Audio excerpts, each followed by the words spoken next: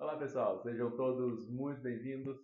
Hoje eu estou aqui no laboratório da CATG Biotecnologia e eu vou conversar um pouquinho com vocês sobre algumas unidades que são importantes quando a gente está trabalhando em um laboratório.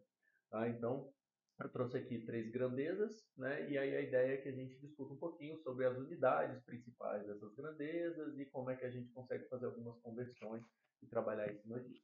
Beleza? Bom, então olha só, começando ali com a primeira, que é o volume.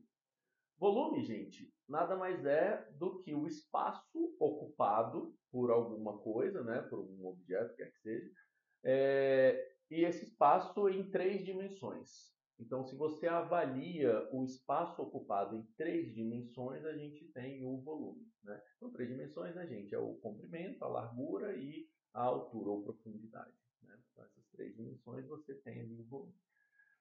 E aí, assim, existem várias unidades para volume. Pelo Sistema Internacional de Unidades, né, o SI, realmente, o volume ele vai ser dado em metro cúbico. Tá? Em laboratório mesmo, assim, na prática, dia a dia, a gente não usa muito metro cúbico. Por quê? Porque é muito.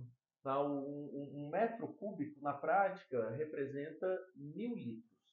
Então, o litro é uma unidade que é mais fácil, né? A gente tem mais contato com ela, é mais fácil do que o metro cúbico.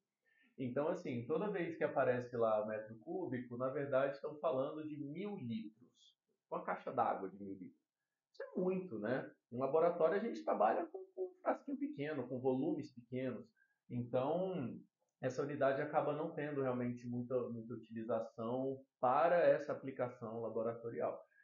Para outras aplicações, sei lá, engenharia, construção, enfim, isso aí sim, né, o metro cúbico faz bastante sentido. Agora, para aqui nem tanto. Então, né, a outra unidade que é usada é o litro, tá? Que é o Lzinho aqui, né?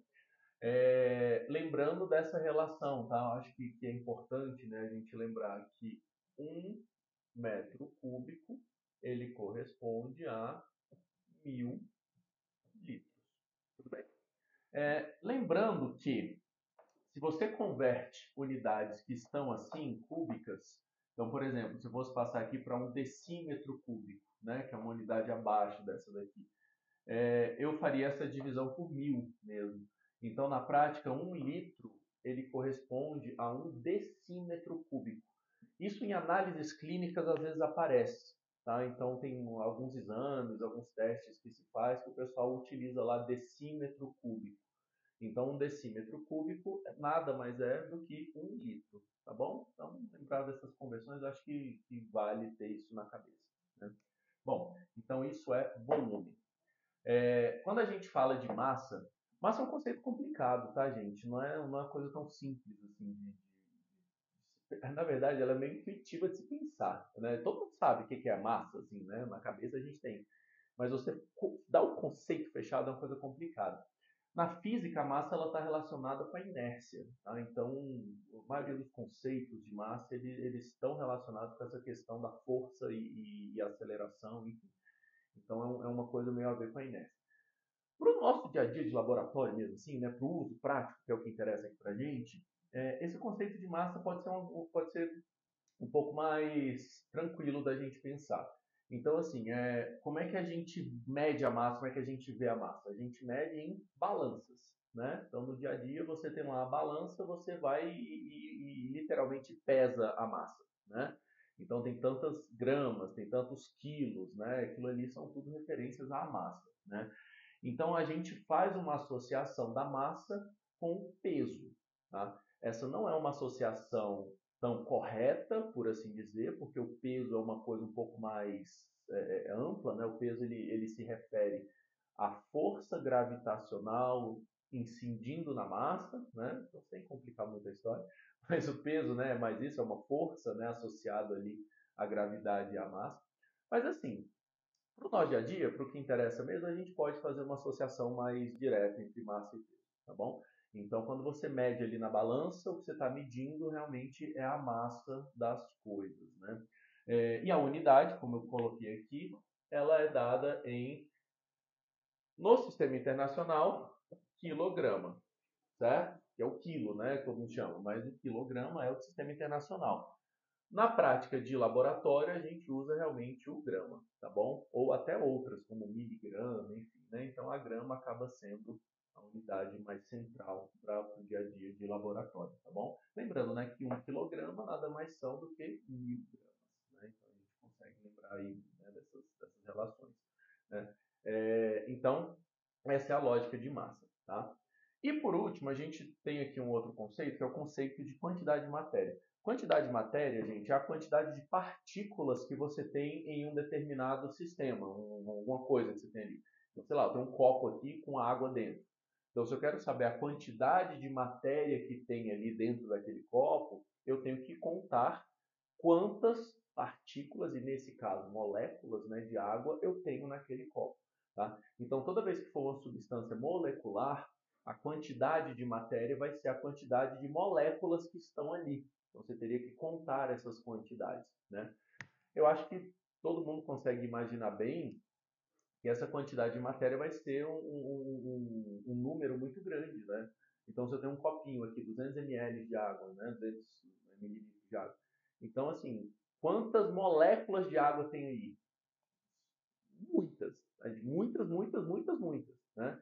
Então, assim, se for falar o número mesmo, é um número muito grande. Então, para ficar mais fácil, para não ter que ficar falando esse número gigantesco, o pessoal criou, né, uma unidade para medir isso daqui de uma maneira mais direta, mais fácil. E foi aí que surgiu a unidade, que é o mol. Tá? Mas o que exatamente é um mol? Um mol, gente, é um número. Tá bom? Um mol é um número. Ele não é. Porque o pessoal viaja muito nessa ideia do mol, né? Eu sei que é um conceito, às vezes, um pouco difícil, assim, o mol das coisas. Mas o mol ele é como se fosse uma dúzia, sabe? Então, assim, uma dúzia, o que, que é uma dúzia? Uma dúzia são 12, né? Você pode ter uma dúzia de quê? Você pode ter uma dúzia de cadeira, você pode ter uma dúzia de gente, você pode ter uma dúzia de qualquer coisa, né? Uma dúzia, é um número 12, tá? O mol é o quê? É um número. Só que é um número bem grande. É aquele número de Avogadro, né? Vocês lembram? Que é o 6,02 vezes 10 a 23. Né? É um número muito grande. 10 a 23, né, gente? Pô, aqui, ó. O mol, né? É 6,02 vezes 10 elevado a 23. 10 a 23 são 23 zeros nessa história, né? Então você tem aqui um número realmente bem grandão. Mas na prática é o que eu disse, é como se fosse uma dúzia. Então, um mol é um mol de qualquer coisa, é um número que pode ser para qualquer coisa, para contar qualquer coisa. Ah, eu podia ter um mol de cadeira? Podia, um mol de cadeira. Só que é cadeira pra caramba, né? Acho que não cabe nem no planeta esse tanto de cadeira. Então, assim, como ele é um número muito grande, a gente não consegue usá-lo para contar coisas do dia a dia. Não vou contar caneta, pincel. Ah, eu tenho um molde de pincéis. Isso não existe, né? Não dá. É muito, muito pincel. Então, quando que se usa mols? Quando que esse número faz sentido, esse número tão grande? Ele faz sentido quando a gente está falando de quantidade, por exemplo, de moléculas. Então, tem quantas moléculas de água naquele meu copinho? Aí eu vou lá contar e eu vejo que tem 3 mols, por exemplo, de molécula de água. Entenderam? Então, a gente consegue quantificar aí, dizer qual é a quantidade de moléculas usando o mol, porque é bem mais fácil do que se eu for falar o número mesmo, que ia ser um número absurdo, um número muito grande. Entenderam? Tá? Então, essa é a ideia de mol. Eu sei que esse aqui é um dos conceitos que mais às vezes confunde, né, assim, de não entender, mas é só lembrar disso. O mol é um número, esse número aqui. Tá? É isso que é mol. Então você pode usar um mol para contar qualquer coisa. Um mol de qualquer coisa. Certo? E moléculas geralmente é o que a gente usa. Né? Bom, e aí, para a gente fechar essa aula aqui de hoje, existe uma relação entre essas grandezas aqui. Tá? Então, existe uma maneira de você relacioná-las aqui. Então, por exemplo, se eu tenho um objeto qualquer com uma massa, tá? Então ele pesa, por exemplo, 1 kg. Né? E esse objeto tem um certo volume, então, por exemplo, ele tem 1 litro de volume, né? Eu consigo dar essa relação entre a massa e o volume. Ou seja, o quanto que aquela massa que ele tem ali, aquele quilograma que ele tem, ocupa no espaço. Então, qual é o volume que ele ocupa no espaço? Então, essa relação aqui entre essas duas, entre o volume e a massa, a gente chama de densidade.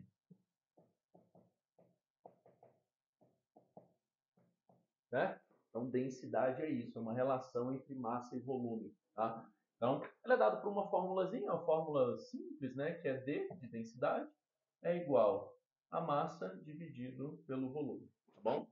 E a unidade da densidade vai ser a unidade que você usou aqui de massa e volume. Né? Então, por exemplo, se eu usei quilograma e litro, por exemplo, então eu tenho como unidade quilograma por litro. Então, essa poderia ser a minha unidade. Ah, eu poderia usar grama por litro? Pode ser. Então, você tem lá tantas gramas por litro, certo? Um exemplo de densidade padrão. A água. Então, a água pura, né, que é uma coisa que não tem muito, mas é água pura, pura, pura, 100%, só H2O mesmo, a densidade dela é 1 kg por litro. Isso significa o quê? Que 1 litro de água pesa 1 kg. Então, se você pegar 1 litro de água e botar na balança, vai ter exatamente 1 kg. Entenderam? Então, essa é a relação de densidade. Ela te diz o quanto tem aquele volume e aquela massa, né, se relacionam. Então, quanto que pesa, por assim dizer, aquele volume daquela substância. Tá? Então, densidade. Vale marcar aqui. E a gente tem uma segunda relação aqui, que é a relação entre a massa e a quantidade de matéria. Essa relação ela é dada, gente, eu vou puxar para cá, vou fazer aqui uma chave assim, né? Então, essa relação entre a massa e a quantidade de matéria, ela é dada por um valor que a gente definiu, né? Que representa a quantidade de moléculas necessárias para se ter aquela massa específica. Então, por exemplo, vamos dar um caso aqui. A água, por exemplo, eu sei que a cada 18 gramas, então 18 gramas, eu tenho exatamente 1 mol. Tá? Então, a água, molécula de água, né, a substância água, a cada 18 gramas de água eu tenho 1 mol. Certo? A gente chamou isso de massa molecular. A gente chama de massa molar também. Enfim, né? Então, a massa, vou pôr aqui embaixo, ó, massa molecular, ela dá essa relação entre a massa e a quantidade de matéria, ok? E é justamente assim mesmo. Ó. Então, a gente pode escrever que a massa molecular é igual a massa, M, dividido pela quantidade de matéria, N. Tá bom? Então, essa é a formulazinha aqui. Né? E essa massa molecular, gente, das coisas, tá? Das substâncias, cada substância tem uma. Então, igual eu falei aqui, a água é 18. Beleza. Aí se eu pego outra substância aí qualquer, vai ter outro valor. Então, cada substância vai ter o seu valor de massa molecular. Tá bom? E como é que a gente vai saber esse valor de massa molecular? Gente, eu estou falando aqui de prática, tá? Falando do dia a dia. Então, como é que a gente sabe? Então, sei lá, eu quero saber qual é a massa molecular do ácido acético. Então, como é que eu descubro isso? O jeito mais prático de fazer, gente, você vai lá no Google e digita massa molecular ácido acético. Né? É mais fácil de ver.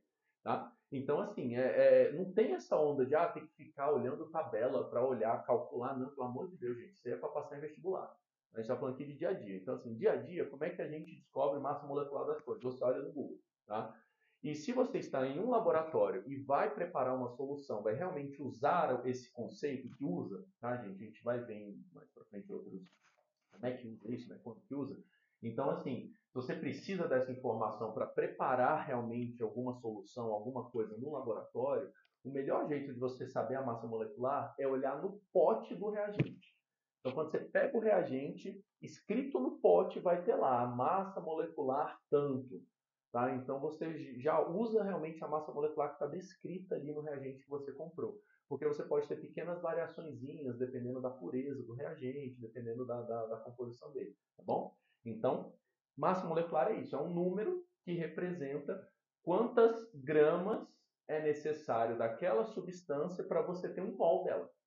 Então, ela é dada sempre na unidade. Pode pôr para cá, ó, a massa molecular. ela é dada sempre na unidade de gramas por mol. Tá? Então, quantas gramas você tem daquela substância para se ter 1 mol dela. Então, 1 mol dela tem quantas gramas? Como eu disse lá no exemplo da água, 18 gramas por mol. Isso quer dizer o quê? Que 1 mol de água pesa exatamente 18 gramas. Certinho? Então, fica aí essas ideias. Os 3 conceitos são fundamentais para uma prática de laboratório, do dia a dia mesmo, assim, quem trabalha em laboratório, quem pesquisa, quem está ou na indústria, enfim, mas que trabalha com reagentes químicos, com preparo de soluções, com qualquer coisa que envolva reações químicas, é fundamental entender realmente esses conceitos e essas relações entre eles. Porque é uma coisa de dia a dia, você está fazendo conversões e está tendo que trabalhar com isso. Ok? Então, é isso aí por hoje. Muito obrigado a todos e até a próxima.